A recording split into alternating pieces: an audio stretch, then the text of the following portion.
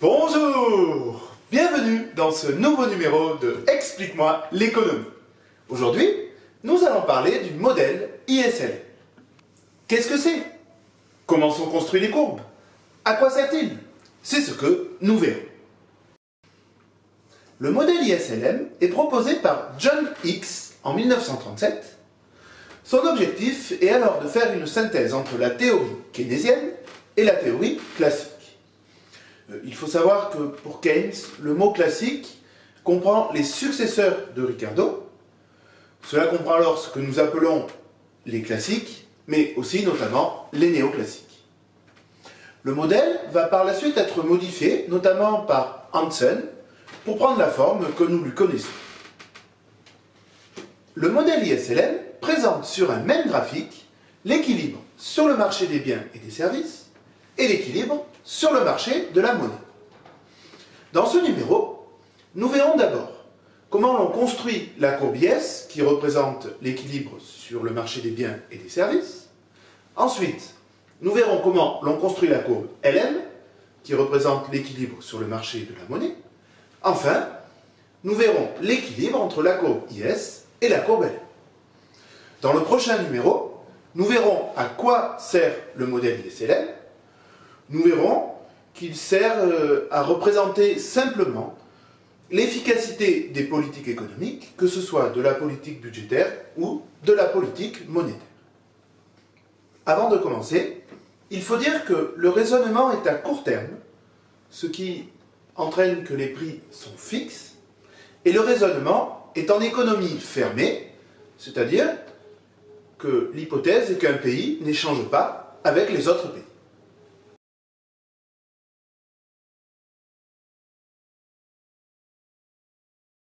La courbe IS représente l'ensemble des points d'équilibre entre le taux d'intérêt et le revenu national qui assure l'équilibre entre l'épargne, que l'on note S, et l'investissement, que l'on note I. Pour ces points, tout ce qui est produit est demandé. Il y a équilibre sur le marché des biens et services. La courbe IS représente ainsi l'ensemble des points d'équilibre sur le marché des biens et des services. Elle représente les points où l'offre est égale à la demande. On note alors YO égale YD. L'offre est égale à la demande. Et la demande elle-même a plusieurs composantes. Elle comprend la consommation des ménages, l'investissement des entreprises et les dépenses publiques. La courbe IS va ainsi représenter les points où l'offre, c'est-à-dire ce qui est produit, est égal à la demande, c'est-à-dire ce qui est demandé en consommation, en investissement et en dépenses publiques par l'État. Je vous écris comment on passe de l'équation investissement égale épargne à Y égale C plus I plus G. La courbe IS représente l'ensemble des points où l'investissement égale l'épargne est la partie du revenu qui n'est pas consommée. On a alors I égale Y moins C. On peut alors écrire Y égale C plus I, et on va séparer dans l'investissement privé et les dépenses publiques. On obtient alors Y égale C plus I plus G. La courbe IS représente ainsi les points où l'offre, c'est-à-dire ce qui est produit, est égal à la demande, c'est-à-dire à ce qui est demandé en consommation, en investissement ou en dépenses publiques. Voyons ces différentes composantes de la demande plus en détail.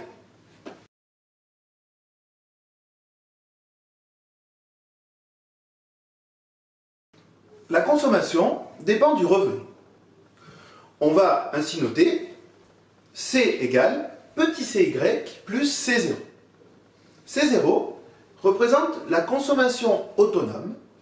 En fait, c'est la consommation minimum que vont avoir les agents, c'est-à-dire c'est le minimum qu'ils vont devoir dépenser pour pouvoir vivre. Et si jamais le revenu des agents est inférieur à ce minimum, alors ils vont être obligés de s'endetter. Ensuite, à mesure que le revenu augmente, les agents vont dépenser une partie de leurs revenus et en épargner une autre partie.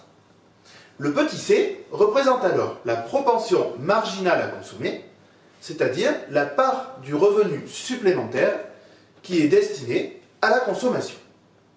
La consommation est donc une fonction croissante du revenu disponible, et le revenu disponible, lui, correspond au revenu une fois que l'on a enlevé les impôts.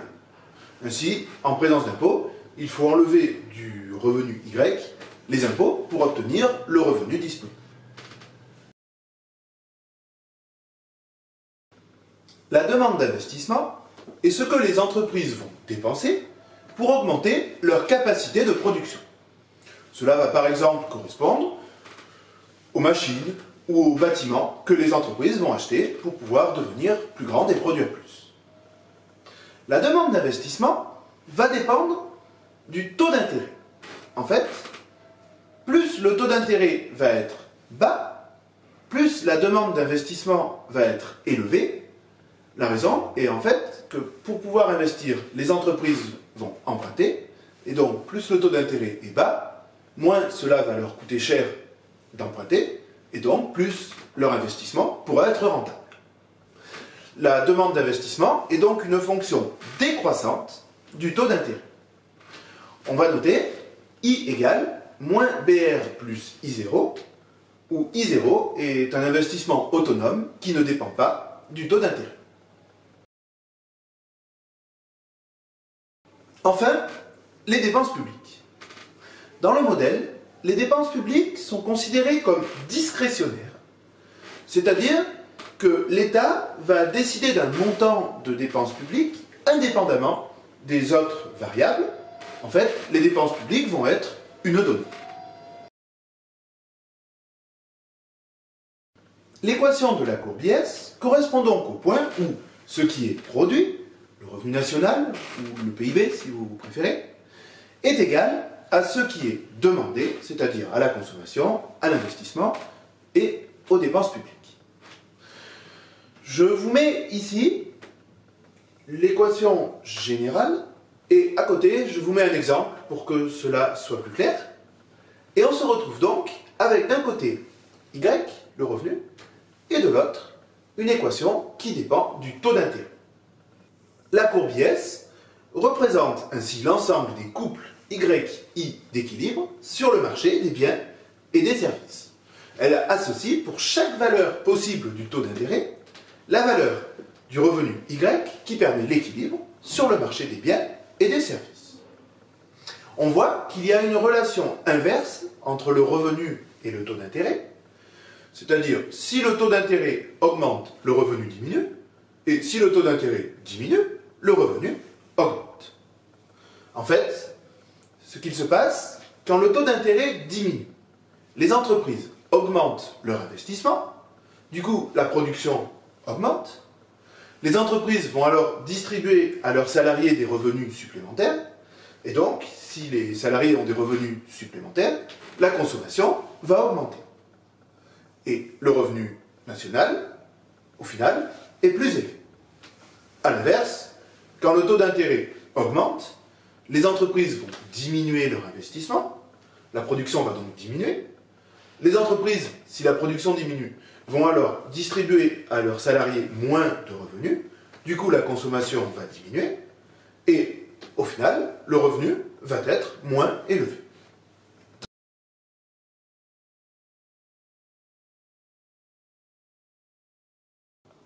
Passons à la courbe LM. La courbe LM représente l'ensemble des points où l'offre de monnaie est égale à la demande de monnaie. Alors, la demande de monnaie se note MD ou L, et l'offre de monnaie MO ou M. Dans le modèle, l'offre de monnaie est donnée, elle est exogène. La demande de monnaie comprend la demande de monnaie pour motif de transaction, la demande de monnaie pour motif de précaution et la demande de monnaie pour motif de spéculation. Les deux premières vont correspondre à N1, la troisième à L2. Voyons en détail ces composantes de la demande de monnaie.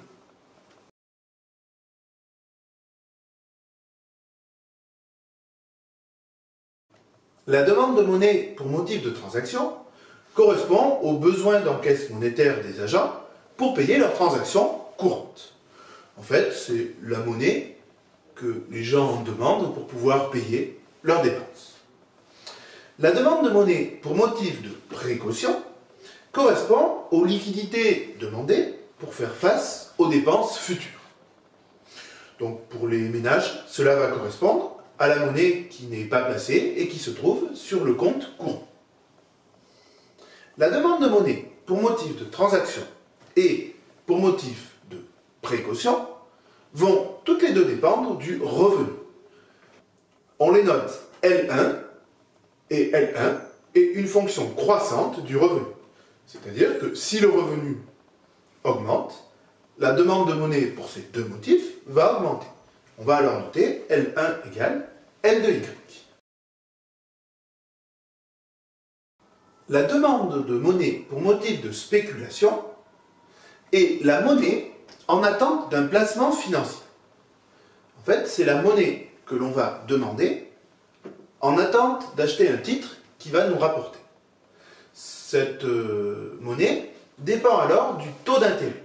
En effet, plus le taux d'intérêt est élevé, moins la demande de monnaie pour motif de spéculation va être élevée, parce que les agents vont préférer acheter des titres qui vont rapporter un taux d'intérêt élevé, plutôt que de conserver de la monnaie qui, elle, ne rapporte rien. La demande de monnaie pour motif de spéculation est donc une fonction décroissante du taux d'intérêt. On note L2 égale moins F de R plus L0. Et L0 va être le montant maximal de monnaie pour motif de spéculation. On peut donc calculer l'équation de la droite LM qui représente donc cette droite l'équilibre entre l'offre de monnaie et la demande de monnaie. À nouveau, je vous mets une formule générale et un exemple. Donc, on part donc du point où l'offre de monnaie est égale à la demande de monnaie, ce qui veut donc dire que l'offre de monnaie doit être égale à L1 plus L2, et on se retrouve avec une équation où l'on a Y d'un côté et une fonction avec une inconnue, à nouveau, qui est le taux d'intérêt, comme dans la courbe IS. On voit que la relation entre le revenu et le taux d'intérêt est croissante. Quand le taux d'intérêt augmente, le revenu augmente. En fait, quand le taux d'intérêt augmente, qu'est-ce qu'il se passe? Eh bien, la demande de monnaie pour motif de spéculation diminue, puisque les agents vont acheter des titres, ceci leur rapporte plus.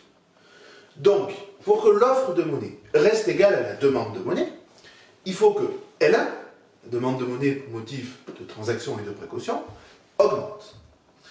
Pour que elle augmente, on voit alors que le revenu augmente.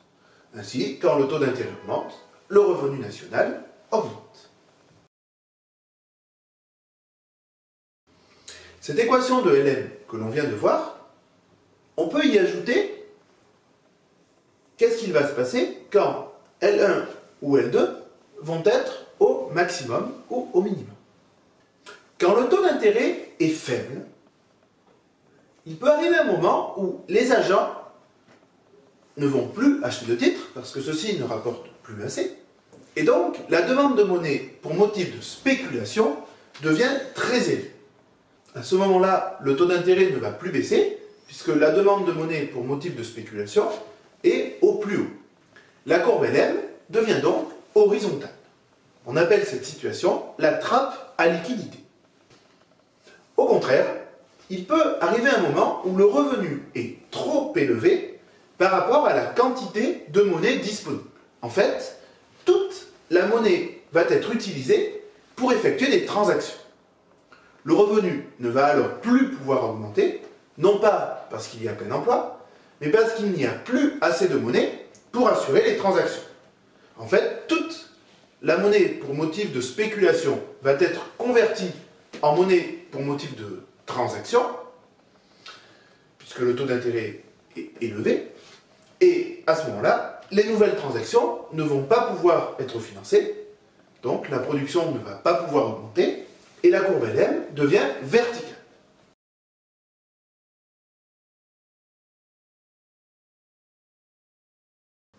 On a donc deux équations, l'équation de la courbe IS et l'équation de la courbe LM. Or, ces deux équations nous donnent le revenu national en fonction du taux d'intérêt.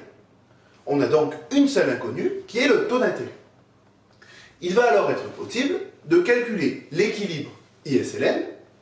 Celui-ci correspond donc au taux d'intérêt et au revenu d'équilibre qui assure à la fois l'équilibre sur le marché des biens et des services et l'équilibre sur le marché de la monnaie.